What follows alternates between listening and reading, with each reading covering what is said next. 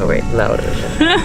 My name is Maddie. I'm a certified 200-hour yoga instructor, and I'm also a student at the University of Maryland, majoring in environmental horticulture and minoring in sustainability.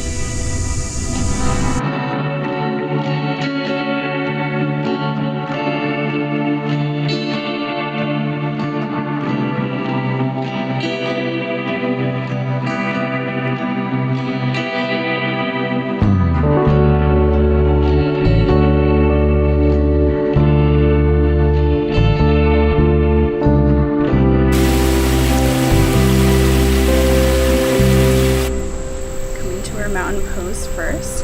We're gonna have our hands on our hips, so placing your hands on your hips. And then we're gonna find all of our weight on our left foot.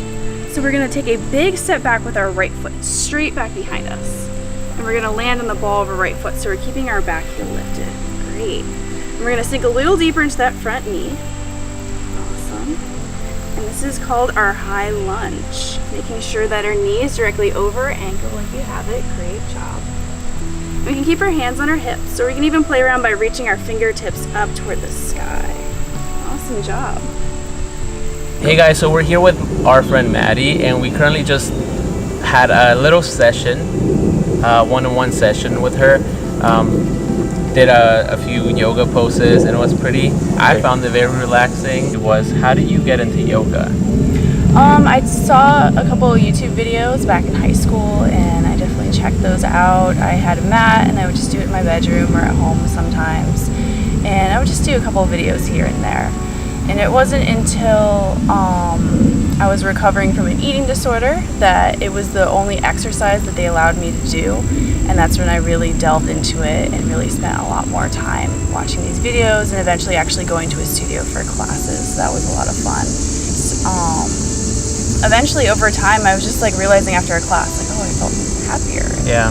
I didn't know why, particularly what it was about the yoga that was like making me feel like mood boosted. This summer I was going through a lot of stress, and people who are dealing with a lot of stress, anxiety, and older things, just bring pressure to you, that take your like peaceful mind away, can benefit a lot from yoga. And just that, I feel like people think of it as just like poses, but there's a lot more to it as you learn. I definitely think that the origin of yoga is starting with the breath, and so that's why at the beginning of every yoga practice I like to center, which I had you laying back and just tuning in with your breath again. And that's what we like to call mindfulness, is we're practicing like that mind and body connection, so our breath helping us relax and to slow our thoughts down, and then we can really tune in with our breath and how our body's reacting and kind of feeling our body, like, oh, my ankles are a little tight, oh, my hips are a little tight. And so it's just really becoming present, and I think that's when we can begin to slow down and relax, because if we're thinking about the future or anything in the past, like all these thoughts racing through our heads, that's when our anxiety picks up. So just taking your next few breaths to follow at your own pace on those inhales, coming to our cow, belly down, and on our exhale around our back, coming to our cat. Take it on the other side, so shifting all of our weight to our right foot. Inhale, peeling up onto our left toe, and then drawing our left leg out in front of us. Awesome. Opening our leg out to the side, and finding our tree on this side. Sole of our left foot coming to our inner right leg. So, what are your talents or interests? I'm definitely interested in going to live concerts, so live music is definitely an outlet for me. Another interest of mine is a little different that I've recently come upon is entomology, and I found that through one of my plant science classes. And I definitely was one of those girls that if there was like a spider in my bedroom, I'd be screaming and be like, someone get it! Yeah, what's entomology for people? So entomology is the science of insects, which actually doesn't include spiders, but I found out about it through my plant science class, like I said, and just what amazed me and what really got me into it was when we were looking at stuff under microscopes and the vast diversity that you can see, the little details.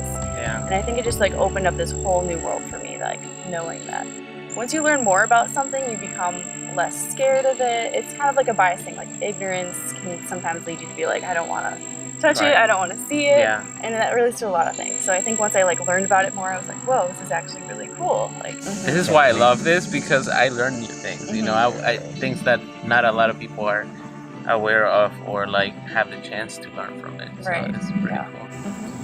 cool. What about your tattoo, friend? There's one that drives my attention. It's like self-love, Yes. and it's pointing her, like it's facing you. Yeah, that's my most recent one, and I think it's my favorite tattoo because it's definitely most personal to me, and which is why I got it facing me too. So it's really lonely for me. And I actually also got it stick and poke, so I got like hand poked out, and I kind of wanted that slight imperfectionness and a little more like slower and rougher to kind of like symbolize more about that self-love. Okay, we know what we love to do, but we are too scared Right. to go for it, to go after it. So, and I love that you practiced yoga once, you loved it, you went for it, you Right. did it, and now you have, you know, your license to teach yoga. Right. You are able to share that with other people. So what would you say to those that are doubting to follow what they love to do, Or whether it's, scared. yeah, like you're scared to do it? So what would you say to those people? It's definitely, sometimes you just gotta follow your heart. I know that sounds cheesy, but like if you have a feeling, like gut feeling, I think sometimes that can trump like all the thoughts in our head. Because I think for our age now, there's so much information out there. There's so many other people to like see online and compare yourself to, or to like read about this and get worried about it beforehand. So I think sometimes it's just finding that original gut feeling and going for it and being open to what happens too, not having too many expectations, because I think if we have like really high expectations and something comes a little lower, that's when we can get disappointed and scared and it's like it didn't work. But like I think it's just being open, seeing what happens and going for it for sure. It's a great advice. Thank you guys so much for tuning in onto our episode number 2 of The Bigger Picture. We hope that you learned some things that could be beneficial to you, and try out yoga as Maddie went over. Please do. Yeah, so don't forget to subscribe to our channel, like this video. We'll have Maddie's Instagram down below in the Check her out. description She's box. very talented. Yeah, check her out. And so thank you so much for watching. We'll see you on the next video. Bye.